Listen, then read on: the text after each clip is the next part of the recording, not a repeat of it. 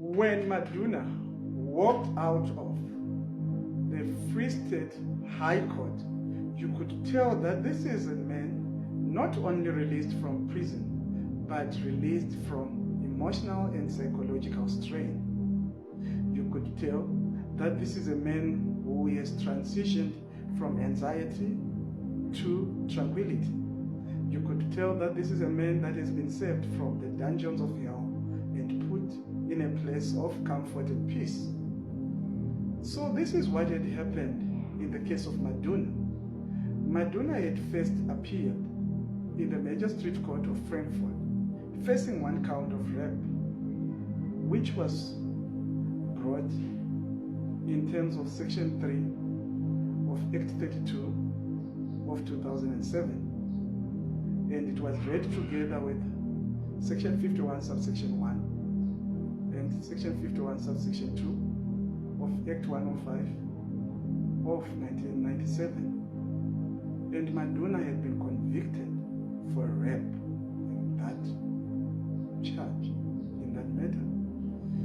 So Maduna was not happy. Together with his lawyer, they had invoked the provisions of Section 309, subsection 1, subsection 9 of the Criminal Procedure Act, which is automatic appeal to the High Court. And when they went to the High Court, the magistrate, the High Court judge who looked at the records, said, okay, indeed there was a problem because Maduna had appealed based on these three reasons. Number one, Maduna was not happy with the conviction. He said the magistrate had erred in that he had only considered the version of the complainant and disregarded his evidence as immaterial. Then secondly, Maduna was not happy with the sentence. Maduna was only 20 years of age. And the lawyer was saying, Maduna had a whole life ahead of him. The magistrate had not regarded youthfulness as a mitigating factor. So they were not happy as well about that. Then thirdly, they were not happy that the charge sheet had been amended in terms of Section 86 subsection 1 without their consent. And they were appealing based on those three reasons.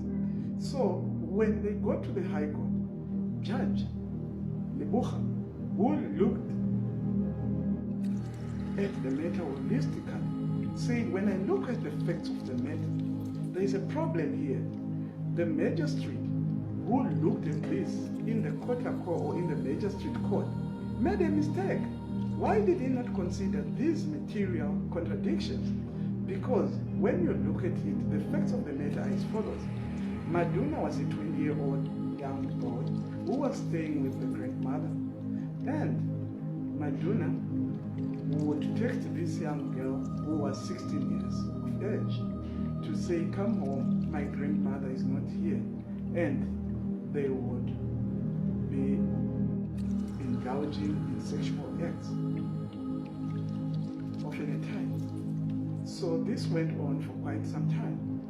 Then, on the day in question, the girl had actually asked Maduna if Maduna was home and home alone. And Maduna had said, yes, I was home, I am home alone. But the girl had denied and changed her version to say, no, Maduna had tricked me to say, come and get the lunchbox because I used to visit where Maduna was staying, getting the lunchbox from the grandmother, not Maduna. But Maduna was a stranger to me. But under cross-examination, she had cracked, seriously so, because she had said,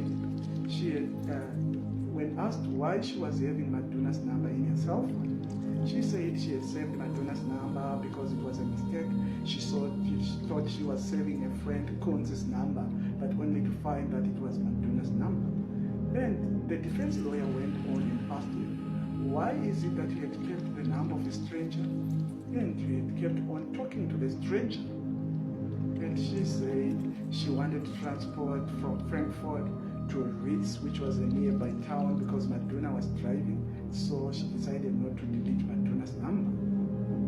Then she kept on making some contradictions And when the judge looked at those contradictions, he said, according to State versus Chabalala, you cannot disregard evidence, pieces of evidence that will exonerate the accused, and only take pieces of evidence that will incriminate the accused. You need to strike a balance between probabilities and improbabilities. You need to strike a balance and weigh the evidence. And when you weigh the evidence, you need to look at if there is doubt. Is it doubt beyond reasonable doubt? Or it's just doubt that you can give a benefit of a doubt to the accused person and you can acquit the accused person. So the judge said the magistrate who had decided or presided over the case of Maduna, he had made serious errors, and as such, Maduna was going to go home a free man. He was going to be released. The conviction was going to be set aside, and the sentence was going to be set aside. But the amendment of the charge sheet in terms of section 86, subsection 1, was not a problem because it was done before sentence. So this was the case. Maduna went home a free man. So if you would like such content, and if you don't want to miss such content, please subscribe and please follow and share. To those who have already subscribed, thank you for the support.